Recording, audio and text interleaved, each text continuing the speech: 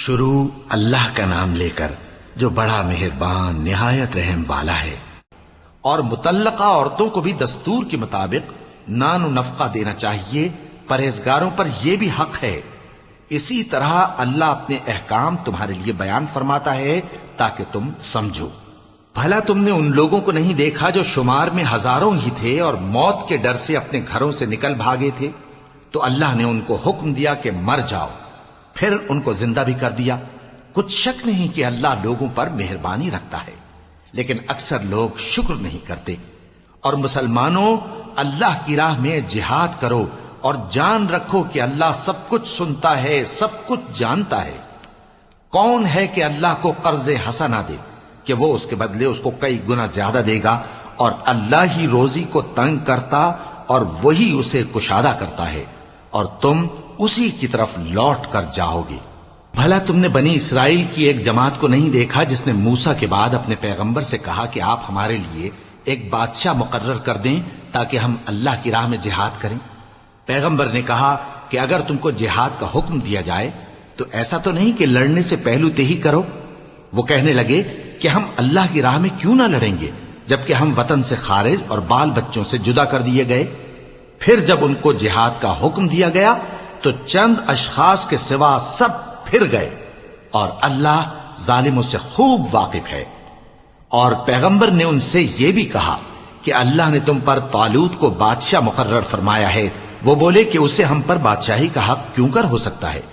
اس سے بڑھ کر بادشاہی کے مستحق تو ہم ہیں، اور اس کے پاس تو بہت سی دولت بھی نہیں۔ پیغمبر نے کہا کہ اللہ نے اس کو تم پر فضیلت دی ہے اور بادشاہی کے لیے منتخب فرمایا ہے۔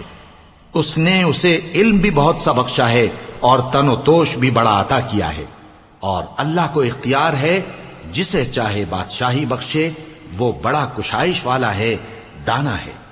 اور پیغمبر نے ان سے کہا کہ ان کی یعنی طالوت کی بادشاہی کی نشانی یہ ہے کہ تمہارے پاس وہ صندوق آئے گا جس کو فرشتے اٹھائے ہوئے ہوں گے۔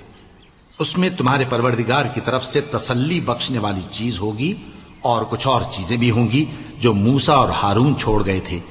اگر تم ایمان رکھتے ہو تو یہ تمہارے لیے ایک بڑی نشانی ہے۔ غرض جب طالوت فوجیں لے کر روانہ ہوا تو اس نے ان سے کہا کہ اللہ ایک نہر سے تمہاری آزمائش کرنے والا ہے، جو شخص اس میں سے پانی پی لے گا اس کی نسبت تصور کیا جائے گا کہ وہ میرا نہیں، اور جو نہ پیے گا وہ سمجھا جائے گا کہ میرا ہے۔ ہاں اگر کوئی ہاتھ سے چلو بھر پانی لے لے تو خیر۔ جب وہ لوگ نہر پر پہنچے تو چند آدمیوں کے سوا سب نے پانی پی لیا۔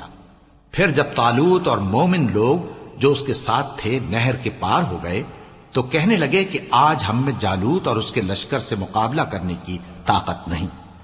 جو لوگ یقین رکھتے تھے کہ ان کو اللہ کے روبرو حاضر ہونا ہے، وہ کہنے لگے کہ بسا اوقات تھوڑی سی جماعت نے اللہ کے حکم سے بڑی جماعت پر فتح حاصل کی ہے، اور اللہ ثابت قدم رہنے والوں کے ساتھ ہے۔